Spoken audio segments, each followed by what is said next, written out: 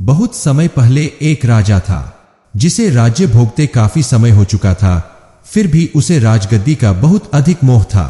एक दिन उसने अपने दरबार में बहुत बड़ा उत्सव रखा और अपने गुरु तथा मित्र देश के राजा को भी सादर आमंत्रित किया।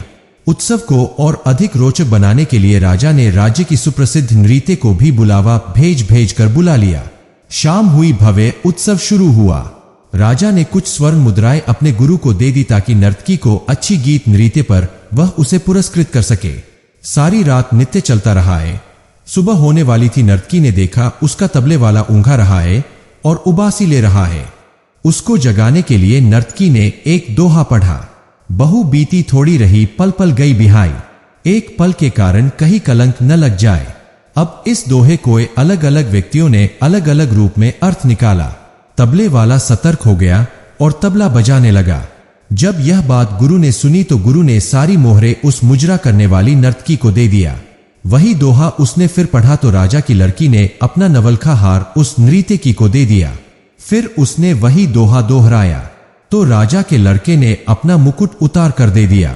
वही दोहा नर्तकी फिर दोहराने लगी, पर इस बार राजा ने उसे रोकते हुए कहा, बस करो नर्तकी, एक दोहे से तुमने वैश्या होकर सबको लूट लिया है।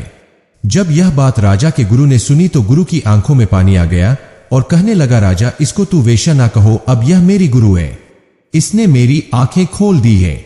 मैं सारी उम्र जंगलों में भक्ति करता रहा और आखिरी समय में मुजरा देखकर साधना नष्ट करने आ गया हूं। मैं तो चला यहां से। अब राजा की लड़की ने कहा, पिताजी आप मुझे माफ कर दो, आप मेरी शादी नहीं कर रहे थे। आज मैंने अपनी प्रेमी के साथ भागकर अपना जीवन बर्बाद कर लेना था। इस वैश्या ने मुझे शिक्षा दी है, कभी तो तेरी शादी होगी ही, क्यों अपने पिता को कलंकित करती है। राजा के लड़के ने रोते हुए कहा, पिताजी आप मुझे राज्य नहीं दे रहे थे, मैंने आपकी सिपाहियों से मिलकर आपका कत्ल करवा देना था। इस पर इस नर्तकी ने समझाया कि आखिर राज्य तो तुम्हें ही मिलना है, क्यों अपने पिता के खून कर कलंक अपने सर लेते हो। जब यह बात राजा ने सुनी तो राजा को भी आत्मज्ञान हुआ। क्यों ना मैं अभी राजकुमार का राज्य तिलक कर दूं, गुरु भी मौजूद है। राजा ने उसी समय अपने लड़के का राज तिलक कर दिया और लड़की से कहा, बेटी मैं जल्दी योग्य वर देखकर तुम्हारा भी विवाह कर दूंगा।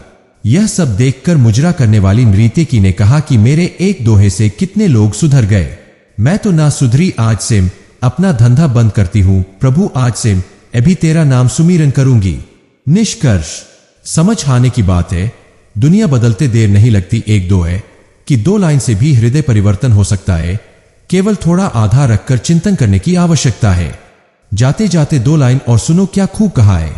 किसी ने प्रशंसा से पिघलना मत, आलोचना से उबालना मत, निस्वार्थ भाव से कर्म करते रहो, क्योंकि इस धारा का इस धरा पर सब धरा का धरा रह जाएगा।